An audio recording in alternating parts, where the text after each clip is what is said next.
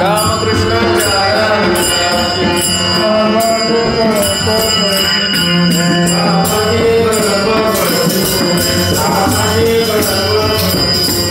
हरि हरि हरि मंत्र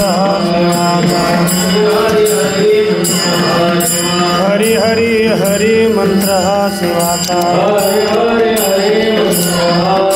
मनती देवाचा तया मोक्ष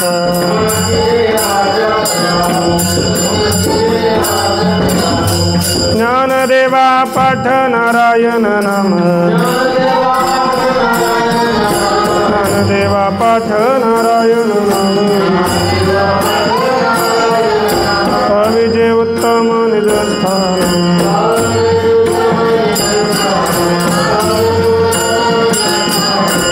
हरिमुखे म्हणा हरिमुखे म्हणा हरिमुखे म्हणा हरिमुखे म्हणा नाच गणना कोण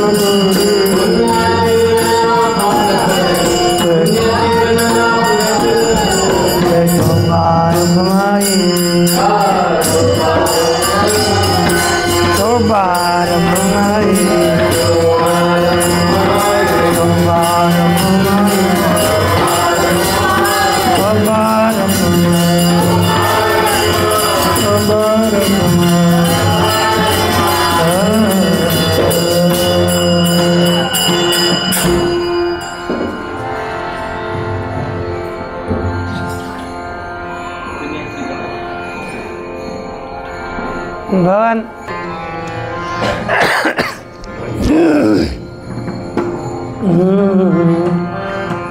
नित्य सत्यामित हरिपाठ जासी कळीकाळ त्यासी न पाहे दृष्टी रामकृष्ण उच्चार अनंतराशी तप पापाचे कळप पळती पुढे हरी हरी हरी मंत्र हा शिवाचा मनती देवाचा तया मोक्ष ज्ञानदेवा पाठ नारायण नाम पावे जे उत्तम निजस्थान हरिमुखे मना पुण्याची गणना कोण करी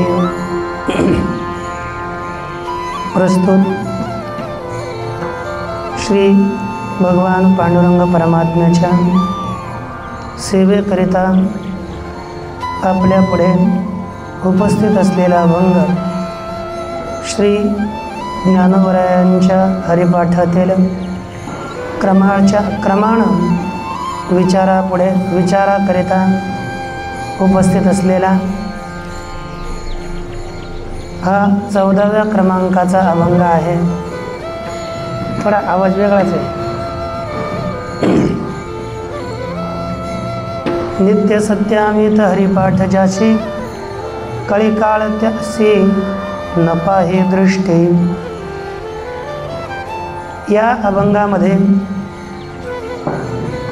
श्री ज्ञानोबराय कळीकाळ काल हा कोणाला त्रस्त करत नाही याचं कथन करतात.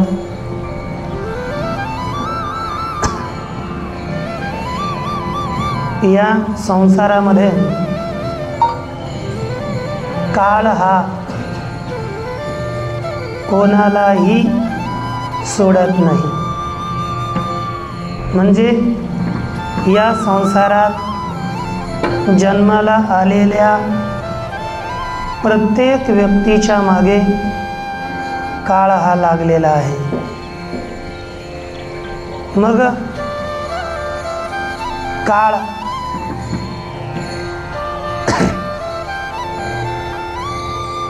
त्याला आपण कलयते इति कालः, जो मनुष्याला ग्रस्त करतो त्यास काळ असं म्हणतात. जो मनुष्याची आयु ग्रहण करतो तो काल आहे. मग हा काल न्यायमतामध्ये सुद्धा काळाला म्हणतात की जन्यानाम जनक कालः जगतामाश्रयो मतः. त्या ठिकाणी सर्वांचा जनक काल आहे आणि या ठिकाणी आपण काल शब्दाचा अर्थ ग्रास करणारा काळ आहे. तो सगळ्यांना ग्रासतो. म्हणून जगद्गुरू तुकोबराय बोलतात की हा काळ तो कसा आहे की मनुष्याला ग्रास करणार आहे. म्हणून आदिहादिक हे अनंत आहे. याकरता क्षणोक्षण हाची करावा विचार, करावया पार भव सिंधू. नाशिवंत देह जाणार सकळ, आयुष्य खातो काळ सावधान.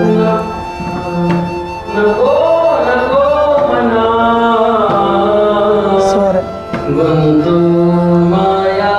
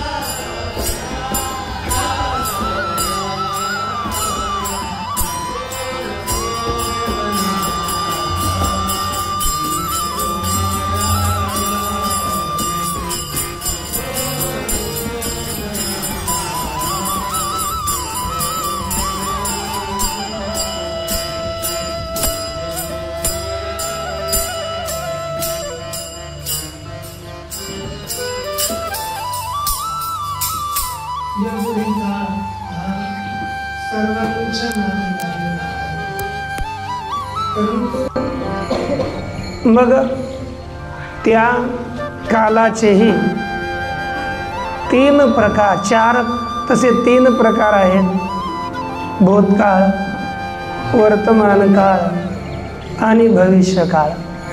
हा काळ नित्य मनुष्याला ग्रस्त करतो आणि मनुष्याचे आयु नष्ट करणं त्याला त्या कालाच्या नुसार तो प्रेरित करतो. त्यातही आपल्याला चार काळाचे विभाग केलेले राहतात. कृतयुग, द्वापरयुग, त्रेतायुग, द्वापरयुग आणि कलियुग. यालाच कृतकाळ, त्रेताकाळ, द्वापर काळ आणि कलिकाळ. मग या प्रत्येक काळाचा प्रभाव त्या त्या काळातील व्यक्तीवर पडत असतो. कृतयुगाचा प्रभाव तो मनुष्याला चांगल्या कर्मामध्ये प्रवृत्त करतो. त्रेतायुगाचाही प्रभाव आहे, तोही त्याला त्याच्यानुसार कार्यात प्रवृत्त करतो. द्वापर युगामध्ये सुद्धा तो काळ मनुष्याला प्रवृत्त करतो. हे तीनही काल साधना, सामान्य यज्ञाधिक प्रत्येक क्रिया करण्याकरिता अनुकूल काळ आहेत. परंतु या संपूर्ण काळामधील कलिकाळ हा मनुष्याला, कलिकाळ हा जास्त वाम मार्गाला लावणारा आहे. मग अशा या कलिकाळाचा दुष्प्रभाव कोणावर पडत नाही याचं कथन श्री ज्ञानोबराय अभंगाच्या प्रथम चरणात. नित्य सत्यमित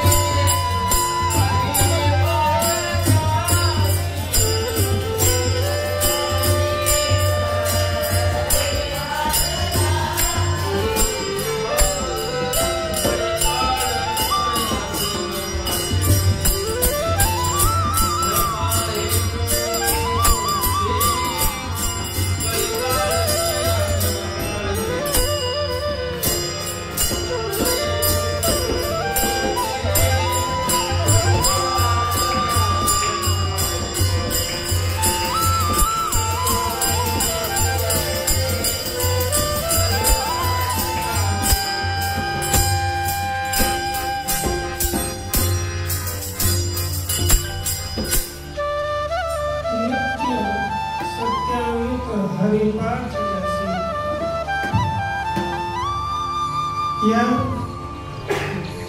अभंगात ज्ञानोबराय बोलतात, नित्य सत्य अमित ज्यासी हरिपाठ त्यासी कळी काळ दृष्टी न पाहे.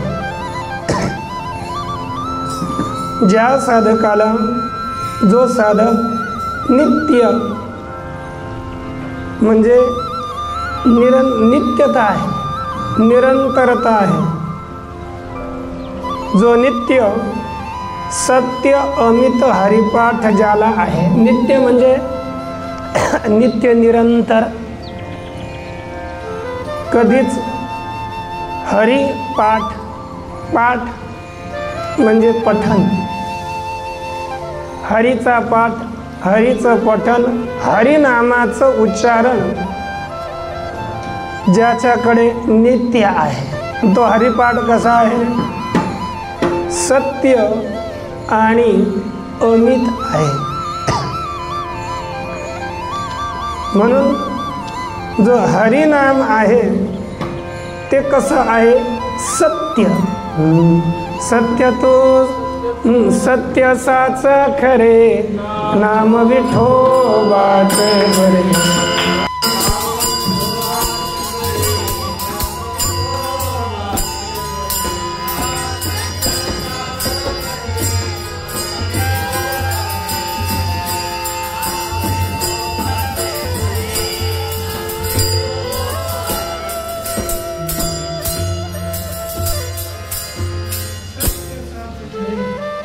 भगवान परमात्म्याचं नाम सत्य आहे. श्री ज्ञानोबराय बोलतात, अंडज जात स्वेदज बुद्धी जाते, हरिनाम नाटे ते बरवे, जे नाटे ते नाम लिख रहे, जे नाटे ते नाम चित्ते रखमा देवी पती. श्री विठ्ठलाचे धरिले पद्मध्य भागत.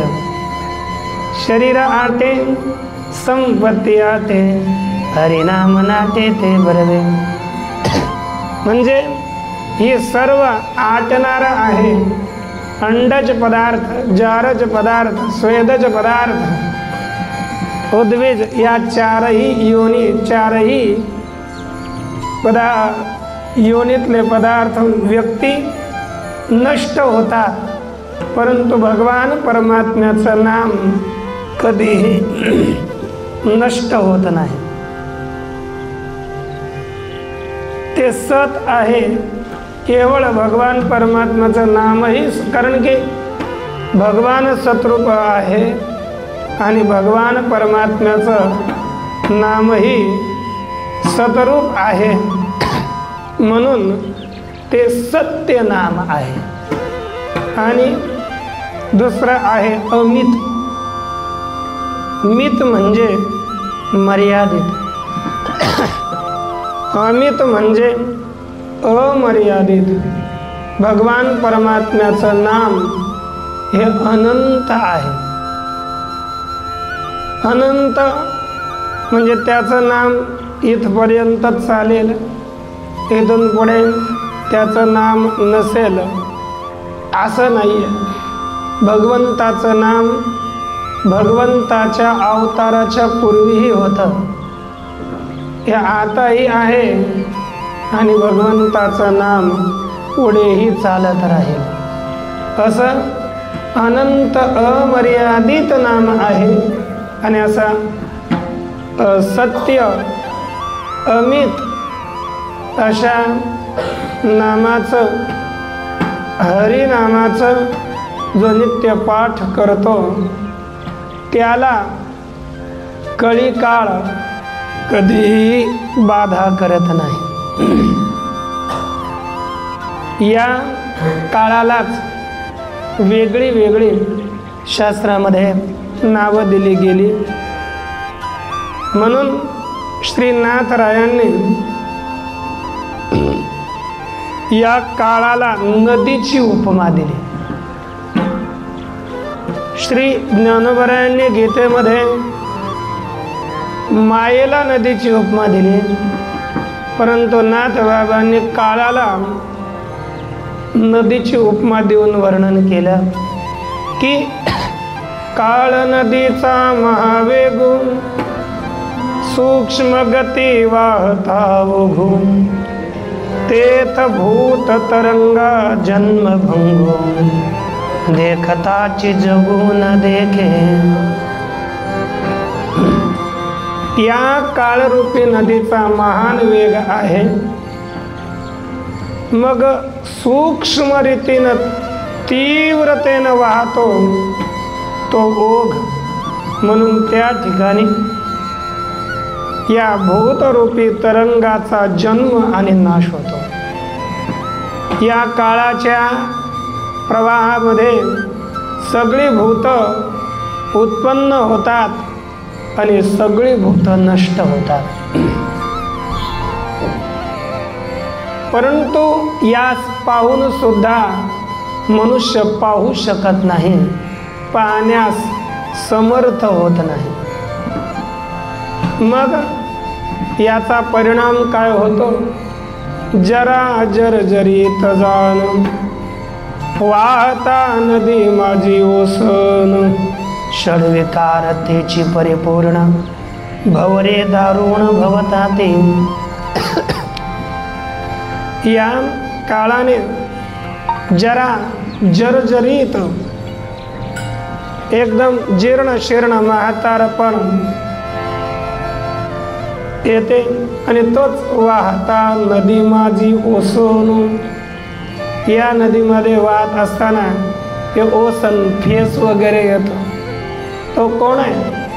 सांगितलं षड्विकार तेची परिपूर्ण, भवरे दारुण भवता ते. यामध्ये जर्जरीत म्हातारपणा हे जणू काय त्याचा फेस आहे, आणि षड्विकार हेच भवरे आहे. मग यामध्ये बाल्य तारुण्याचे खाळाळ, वार्धक्याचे मंद जळ, जन्म मरणाचे उसाळ अति कल्लोळ उठते.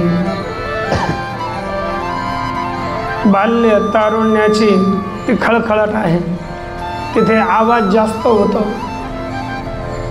आणि वार्धक्य म्हटलं की शांत संथ जल, आणि यातच जन्म मरणाच्या उसळी येतात.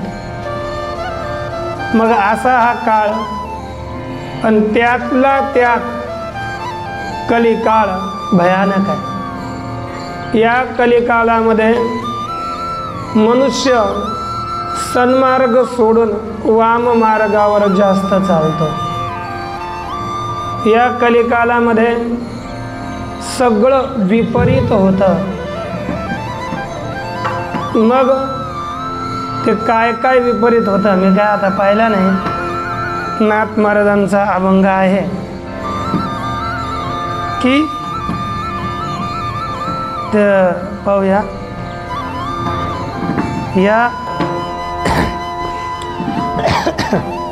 पण त्याचा परिणाम काय काय होतो याविषयी फार सुंदर वर्णन.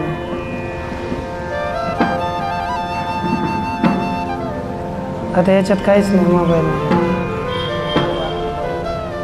मग असा हा काळ असू द्या, तो काळ, कारण की भगवान परमात्म्याचा जो नाम स्मरण करतो त्याच्यावर प्रभाव करत नाही. म्हणून म्हटलं जातं कलियुग केवळ नाम आधारा.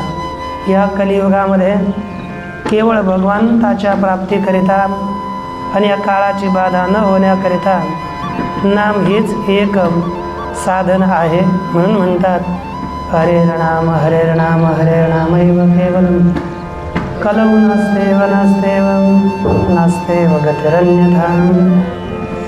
कलियुगामध्ये भगवान परमात्म्याचं नाम हेच एक साधन आहे. या कलियुगात दुसरं या संसारातून सोडण्याकरिता कोणतंच साधन नाही. केवळ भगवंताचं नाम हेच साधन आहे. म्हणून या शास्त्रामध्ये एक बाकीच्या युगात अन्य जरी साधनं असली तरी परंतु कलियुगात भगवान परमात्म्याचं नाम हेच एक साधन सांगितलं. आणि हे जर नामस्मरण करणारा मनुष्य आहे त्या मनुष्याला काळ बाधत नाही. म्हणून आपल्या सोमवारच्या अभंगामध्ये धड धड धड धडू धड धड धड धड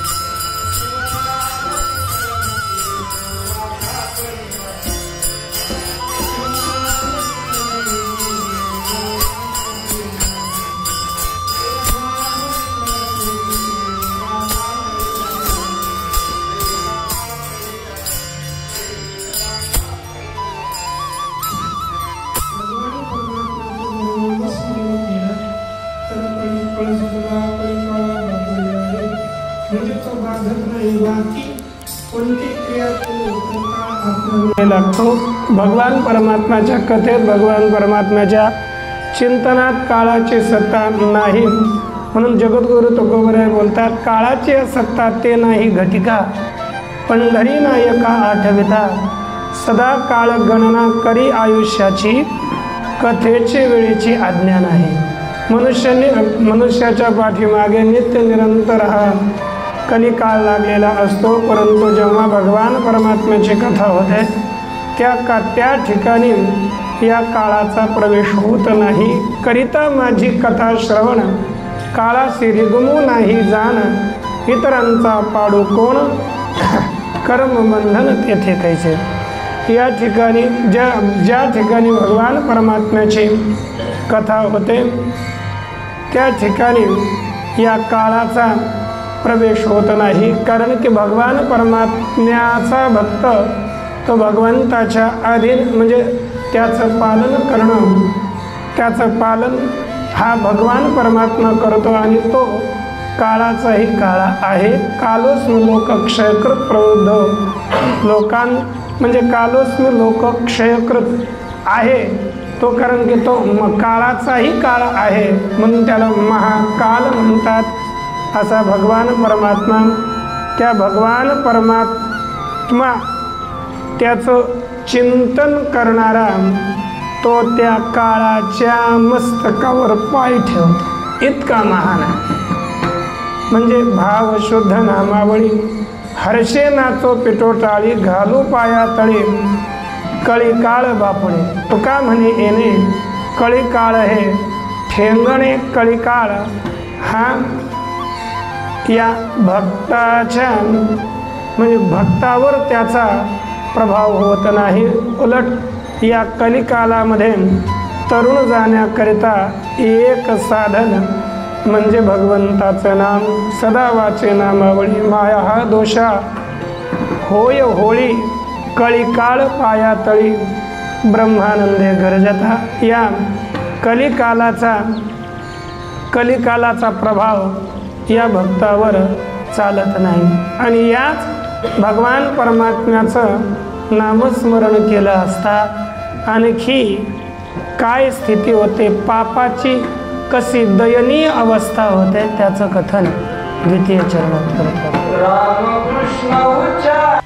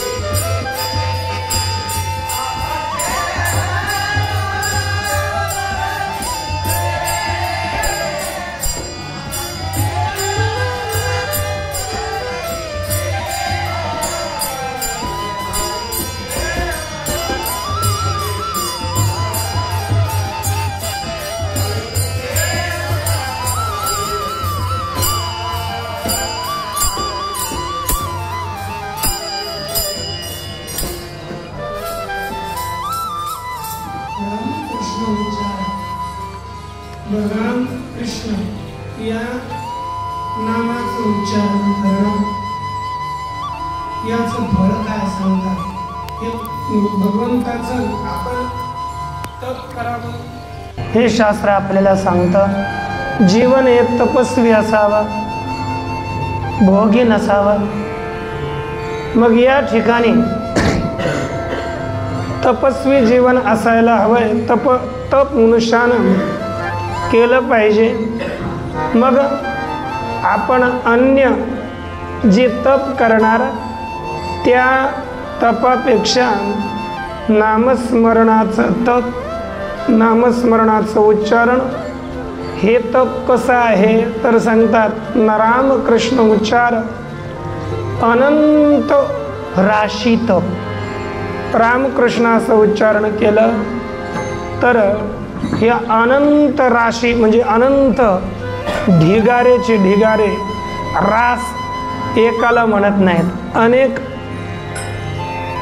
जसे गेहूं तांदूळ एक असेल तर नाही, परंतु अनंत गेहूं असले तर त्याची एक रास ढीग होतो. रास म्हणजे ढीग.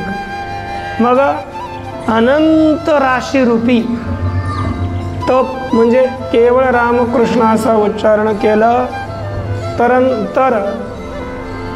अनंत राशा म्हणजे तप, अनंत तप एकत्र आली तर त्या तपाची रास होते. तशीच अनंत तपाची रास म्हणजे भगवान परमात्म्याच्या नामाचं उच्चारण आहे. मग या आता तप याचं ही अन्य ठिकाणी व्याख्या केलेली आहे की इंद्रियांचा संयम, इंद्रियांचा निग्रह हे परम तप आहे. किंवा ज्ञानोबरायांनी दुसरं एक सांगितलं, देहजीवांची म्हणे जो उदयजत सुये पाणी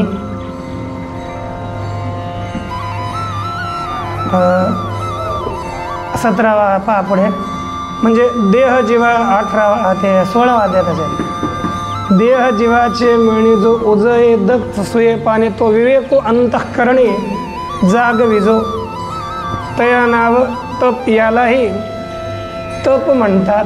जो विवेक पृथक्करण करणं हेही तप आहे आणि इंद्रियांच्या निग्रहाला सुद्धा तप म्हणतात. किंवा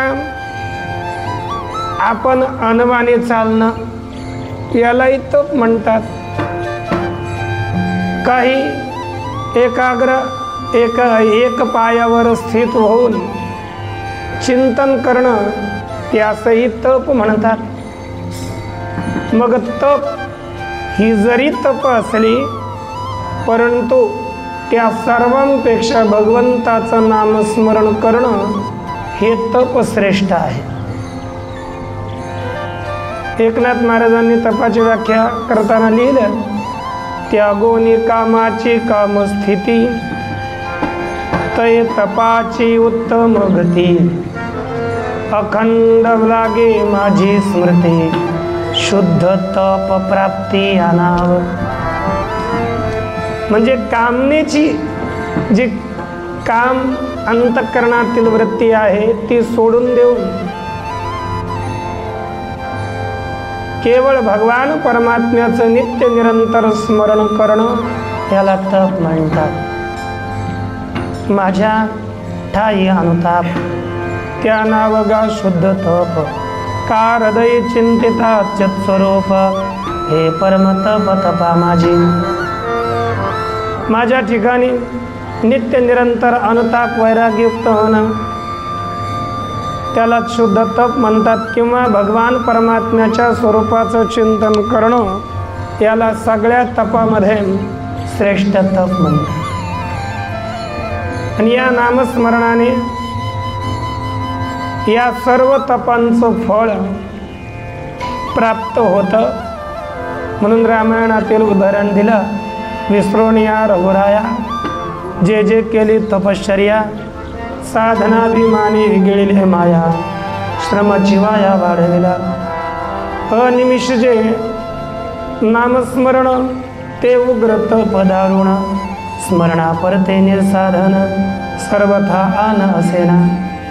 मग भगवान परमात्म्याला विसरून बाकी कोणतंही तप केलं त्याला काही किंमत नाही, परंतु एक क्षणभर जरी नामस्मरण केलं तरी ते उग्र तप आहे, सर्वात श्रेष्ठ तप आहे. म्हणून नामस्मरण करत जावं, है ना रे छोटू?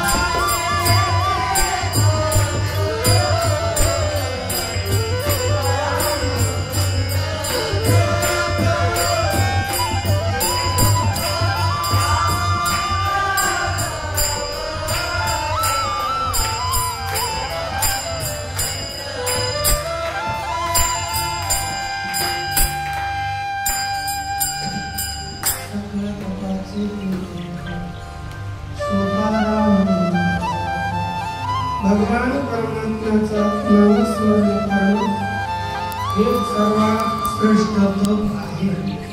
मग तपाचे जे काही प्रकार वगैरे आपण पाहतो, पण अशा प्रकारचं तप केलं तर त्याचा प्रभाव काय होतो?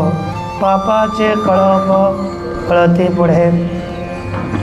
मग सगळे पापाचे कळपच्या कळप, कायिक पाप, वाचिक पाप, मानसिक पाप जे आपण मागे पाहिले, कायिक त्रिविध पाप, वाचिक चतुर्विध पाप, मानसिक त्रिविध पाप, हे सगळे 10चे 10 पाप पळतात, थांबत नाही. कारण की कायिक म्हटलं तर परदारूप सेवाचं है ना,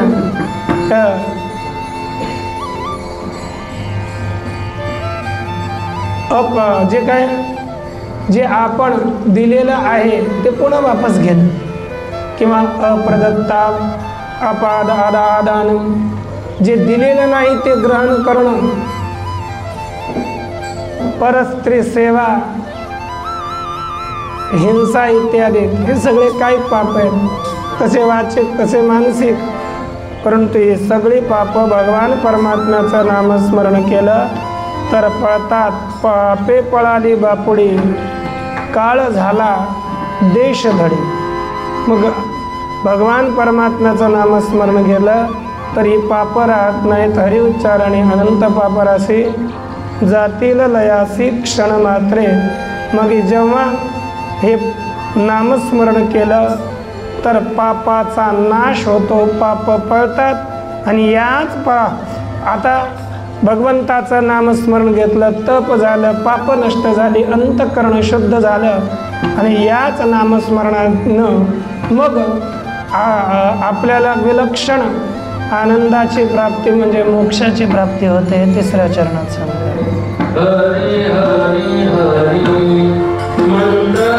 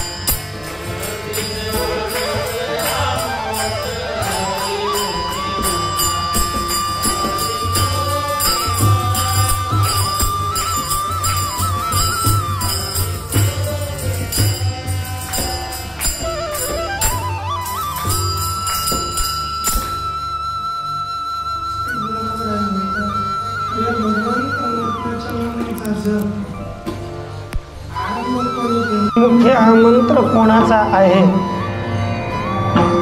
तर सांगतात, आपण बोलतो ना जगद्गुरु तुकोबरायांचा मंत्र कोणता? रामकृष्ण हरी. तसंच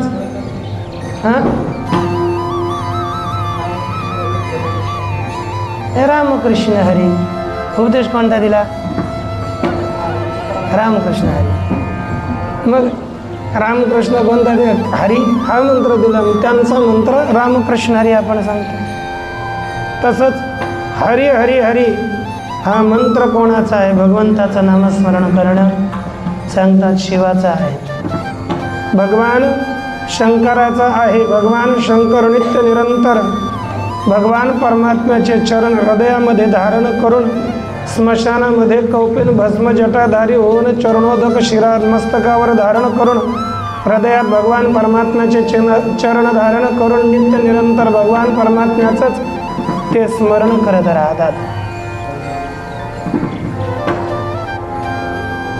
एकनाथ महाराज बोलतात, भगवान शंकरांनी केलं काय? एकदा तेथ राजा श्री शंकर मथुनिया श्रुती सागर उपनिषद नवनीत सार वेगवत्तर काढिले. भगवान शंकरांनी या श्रुतिरूपी सागराचं मंथन केलं आणि उपनिषद रूपी नवनीत काढलं व तेच उपनिषद नवनीत ज्ञानरूपी अग्नीमध्ये त्याला कढवलं आणि त्यातून राम नाम भगवान परमात्म्याचं नामरूपी घृत बाहेर काढलं आणि तेच या सगळ्या जीवांना अमृत करणारं घृत आहे. एकदा एक कथा दिली की पद्मपुराणातली कथा, भगवान श्री शंकरांना श्री पार्वती मातेनं प्रश्न केला, हे भगवान, तुम्ही सर्वश्रेष्ठ परमदेव आहात, परंतु नित्य निरंतर आपण कोणाचं ध्यान करता, कशाचा जप करता? मला कुतूहल वाटतं. एक सांगा, मी तुमची अनुग्रह करण्यायोग्य आहे, तुम्ही माझ्यावर अनुग्रह करा आणि मला तुम्ही जप कोणाचा करता हे सांगा. मग भगवान शंकर त्याचं उत्तर देताना सांगतात की अतिशय गोपनीय आहे, परंतु मी तुला सांगतो तू कारण माझी प्रिय आहे. मग सांगता सांगता पुढे गेले आणि सांगतात, नास्ति विष्णु परम धाम, नास्ति विष्णु परम तप, नास्ति विष्णु परो धर्मो, नास्ति मंत्रो ह्य वैष्णव. विष्णूपेक्षा परम श्रेष्ठ धाम नाही, त्यांच्यापेक्षा परम तप नाही, त्यापेक्षा परम धर्म नाही. म्हणून हे देवी, मी नित्य निरंतर त्या भगवान परमात्म्याचं स्मरण करतो.